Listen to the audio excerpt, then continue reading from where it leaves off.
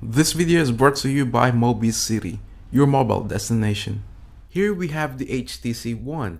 This is HTC's latest flagship phone for this year with the Galaxy S4 as its main target. Now it's been more than 2 weeks since I got this phone, and yes, it took me quite some time to make this review as I really wanted to cover as much points about this device. So without further ado, this is my review of the HTC One. Since last year, we've already heard a lot of rumors about the HTC One, and if you count all of the months, then you can tell how much time and effort did HTC put onto this phone. As you can tell by now, this phone has got an all aluminum design, it's got unibody as well, which makes it, well, the most beautiful looking phone in the market right now, but that's just my opinion though. I've always liked how HTC build their phones, so seeing how they've made the HTC One is a thumbs up for me. The phone has this curved design on the back and it feels really great when you pick it up, and well, not to mention the cold back as well when you pick it up in the morning. I just really love the feel of it.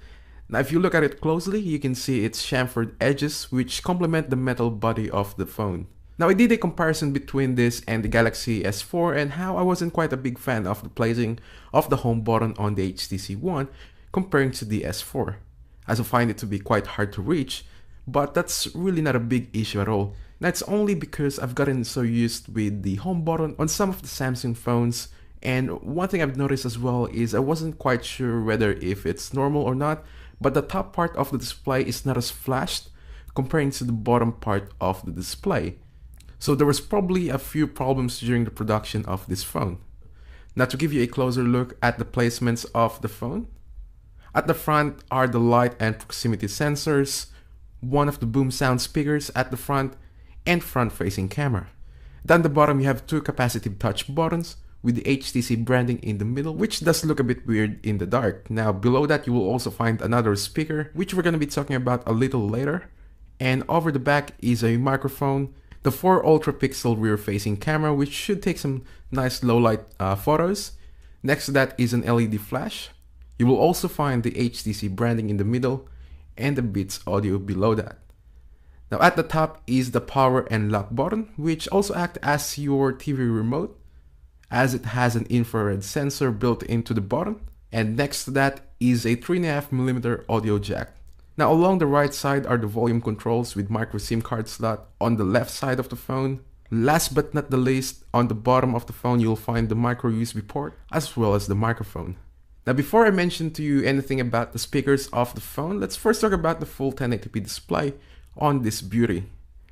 So as I've said, you get a resolution of 1920 by 1080 from this device, which will give you a pixel density of 468 ppi, so that's pretty crazy, huh? Photos and videos are going to look very sharp and detailed on this, and as far as you're concerned about the text, it's going to look very crisp with no signs of any pixelations at all, even if you zoom it. Now the best comment that I got was actually from my cousin. Now she was watching The Hobbit on my phone and all she said was, I feel like I was watching it from my TV at home. So that's really cool. So if you think about that way, then that should give you an idea about the quality of the display. Now it uses Super LCD 3 and it's actually very visible outside the sunny weather. Now this is a big deal to me as I don't really like it when displays are not very visible outdoors like the previous AMOLED displays. Now that I've talked a lot about the quality of the display, we can finally talk about the front speakers. Now HTC did a great job with the placing of the speakers as most phones have it on the back, and I think that that's a very smart move from HTC. While we're used on seeing the Beats audio on their devices like the HTC One X and 8X for example, this time what they've done is to feature a combination of software and hardware with the boom sound. So basically the speakers are amplified so you'll get more clarity and punchy sound with the speakers. Actually, you know what? Instead of me talking about it, here's a quick demo of the speakers on the HTC One and the Galaxy S4.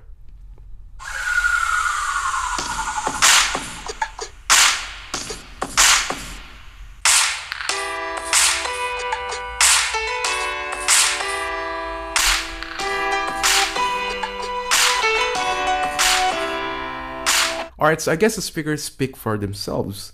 That the stereo speakers are very loud, and having that stunning full HD display and boom sound in my hand is just a great and enjoyable experience.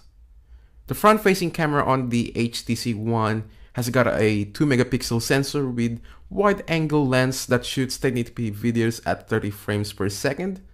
Now, I enjoyed filming with the front-facing camera because it captures more objects. So if you're the person who loves to vlog a lot, then this is something that you're gonna enjoy using. Now, the one thing I've noticed is that it can sometimes be oversaturated, which makes the shots a little pinkish, but being said that it produces some nice, clear, and really sharp shots. Now, when the HTC One came out, one of the most talked about feature was the ultra pixel camera, I guess. So what exactly is it? Well, basically, the phone uses a much bigger sensor comparing to your, well, typical 8 megapixel camera phones. So as a result, you get a better low light shots. Now, the camera is actually pretty good.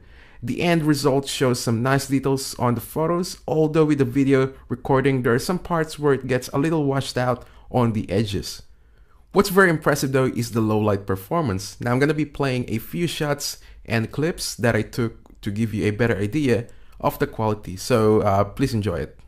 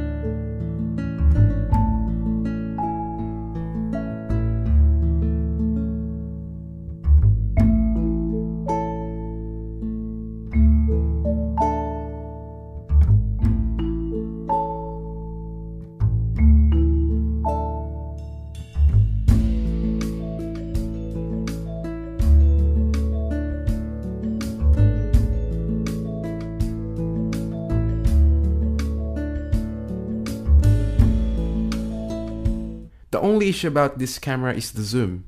Now, as you probably see in the video gets really grainy due to its low pixels. But overall, the camera performs very well. Since we're talking about the camera, we might as well talk about the new camera software.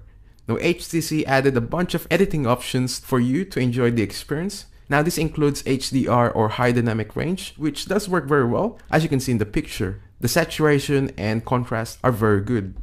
Now, the camera also features Zowie, and what it does is that it captures a less than a second of video and shoots 20 photos, so you won't miss out on any important shots. Now, you can also create a sequence of shots by using the Zowie feature, which is pretty cool.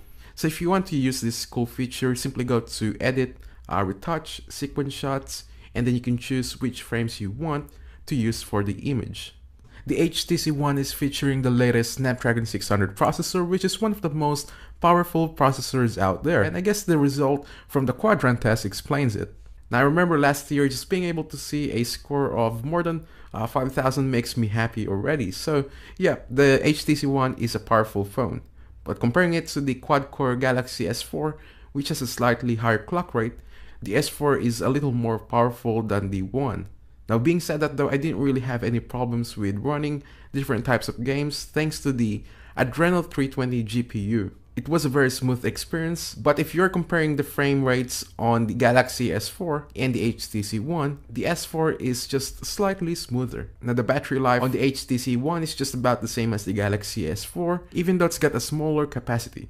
Based on my everyday use, I get around 12 hours, and this based on a single charge, which is not so bad at all. Now, this is because of the lower clock speed as opposed to the higher clock speed on the S4. The power saver feature works very well as well if you really want to achieve a longer battery life. Now, I actually did get a good 21 hours with the battery saver on, so that's pretty impressive. The HTC One is running the latest Sense 5, but what is sad to see is that it is yet to receive the latest Android 4.2 Jelly. Being said that though, I had a great experience with the new Sense. I find it a lot cleaner, it's fast and very responsive, and it's also very easy to get used to with the new user interface. If you're used to swipe from left to right on the app page, then you're gonna need some time to get used to the new layout of the app page, as you have to scroll up and down with no choice of changing it. I don't know about you, but I find the TV app to be very handy. What it is really is that you can use it as your TV guide and as a remote control. Like myself, I hate having different remotes to control the TV and the top box. Having this on my phone is not only it displays the current and upcoming shows, but I can also control the TV. BlinkFeed has also been added to the Sense 5, While it's not really something new as it's kind of similar to Flipboard, it's a very neat feature as I can easily find all the latest news from different websites like The Verge for example. However, the problem is that you cannot turn off this feature, so some of you might not like this. However, if you really want to get rid of this, same with the layout of the application page, then you can always download launchers on the Play Store like the Nova and Apex launchers. The One really is a huge step up from HTC, and I really appreciate what they've done with the engineering of this device. It's a great device but not perfect as there are still some improvements that needs to be done like on the UI and perhaps higher camera pixels. I believe the Android 4.2 update is just around the corner, so hopefully we'll see that very soon. So yeah, that's my full review of the HTC One, and if you enjoyed watching this video, make sure to hit the like button, and if you want to see more videos like this, please do subscribe so you won't miss out any of them. I'm Jens Garcia and I'll see you all in the next one.